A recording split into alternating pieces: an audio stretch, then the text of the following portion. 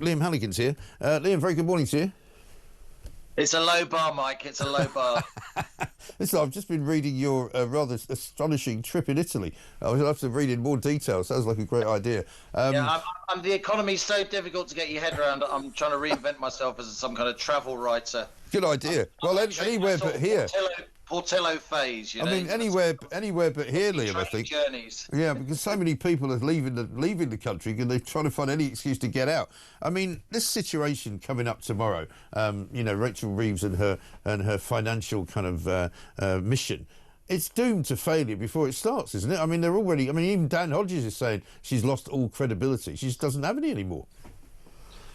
Well, the idea that you're going to make some welfare savings, or at least try and slow down the rate of increase of welfare spending, and then before the policy is even implemented, your own Prime Minister then forces you to largely reverse those cost control measures. It doesn't really breed confidence, does it? No. And the UK's investors, investors around the world who actually lend the government money, there's increasing alarm out there, Mike. I mean, I go on about it all the time, but that's because I'm right.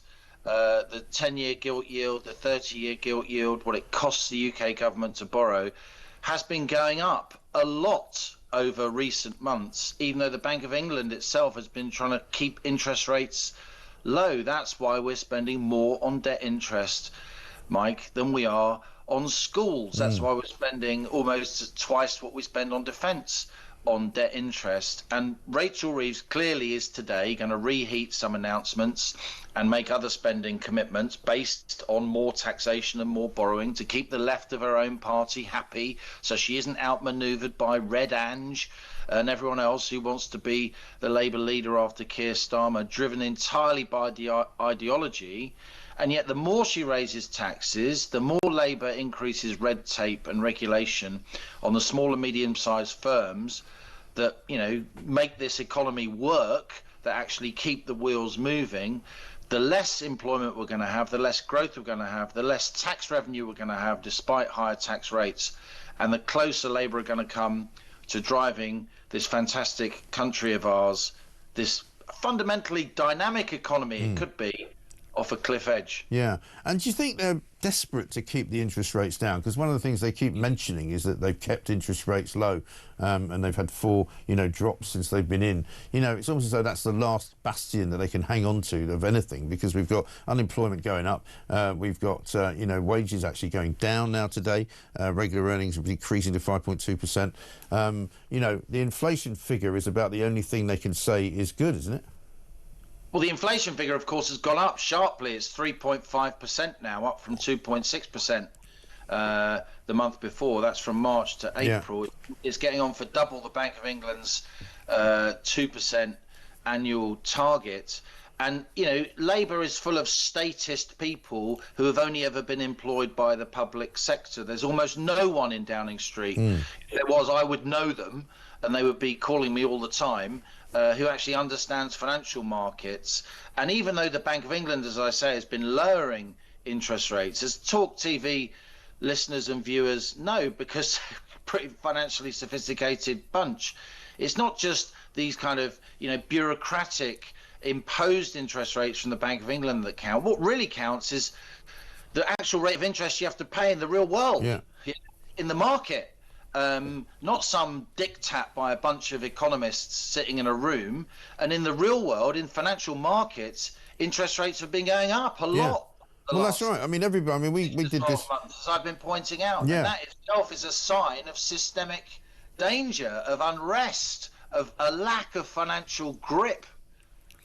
Well, this is the thing. I mean, and I did this as an exercise a few weeks back, when they were saying that they were holding interest rates relatively low. This is before it jumped up to 3.5. And it was going, and people were going, I go into the supermarket to buy things that used to be £1. They now cost £2.30. There's nothing like 3%. It's 10%, it's 20%, it's 50% in some instances. I've got this text, right, from Bill, who says, can someone please tell me exactly how the economy is stable? My work is drying up. I've lost count how many people I know who have been put on reduced hours because of the national insurance increase. The list just goes on and on. At least the last lot was starting to turn the corner. Labour are taking 100 steps back. He's right, isn't he? You know, I love this country, and I'm you know, from a background, small businesses, people getting up at 5 a.m. in the morning, go-getting, striving, trying to make something of themselves and help their families, not people that just take money from the state. And so I am a broadly optimistic person, and yet I can't help but keep pointing out these terrible numbers, because very few people in the mainstream broadcast media actually show any interest in this stuff. And yet, you know, as Bill has just illustrated, regular punters out there, they're living and breathing this and wondering why the media is so kind of sanguine about what's actually happening. Employment numbers out this morning, Mike, pretty much every single month since last July, employment in this country has fallen. That's because Labour are making it increasingly difficult to actually employ people. And that's before this mad employment bill that's currently in the Lords actually hits the statute book. The one that gives you, you know, unfair dismissal rights and maternity leave from day one. Literally from day one. The one that's going to mean that lots and lots of employees are going to be, you know, contributing to Labour Party coffers, whether they know it or not. This is a major problem, and I do think there's a real disconnect now. You know, back in the day when I started out in journalism, there were tremendous economic commentators from across the political spectrum really thrashing this stuff out. Now there's very little sort of economic understanding among the mainstream media, particularly, if I may say so, with some honourable exceptions, Mike, including yourself, among the big broadcasters. And yet regular punters are screaming for understanding and knowledge and reflection in their media of what they know is actually happening. Because them and their mates have got reduced hours, because them and their mates are going to supermarkets, and you know, you go in for a few bits and pieces and you've dropped 100 quid. Right? Absolutely. And years ago that was your weekly shop. I know. Incredible. This is the reality. And ahead of tomorrow's spending review, Labour keeps saying we fixed the foundations and Tory black holes. It's all rubbish. But actually the numbers don't point to that. And the more you talk nonsense, the more you deny the reality in front of your face, the less credibility you have. And when you're trying to run a big economy that's highly indebted, that's subject to lots and lots of financial and global competitive pressures, credibility is what it's all about. And this government, with the best will in the world, I wanted Labour to do well. I wanted a decent British government opposing, you know, the Tories left us with a 70-year high tax burden. Crikey. I wanted Labour to do well.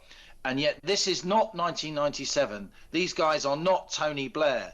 You know, this is the most ideologically left-wing Labour government we've had since the 1970s, Mike. And as I say, ahead of this spending review, when Rachel Reeves will be throwing around promises and borrowing commitments like confetti to try and save her own political skin, there is no one in the room with a serious professional understanding of financial markets. That is my concern. Yeah, it's quite frightening. Great to talk to you, Liam. Let's do it some more. Liam Hagan, Telegraph columnist there, with some grim outlooks for everybody, because he talks the common sense talk. He knows what people are going through, because you can see it in the numbers.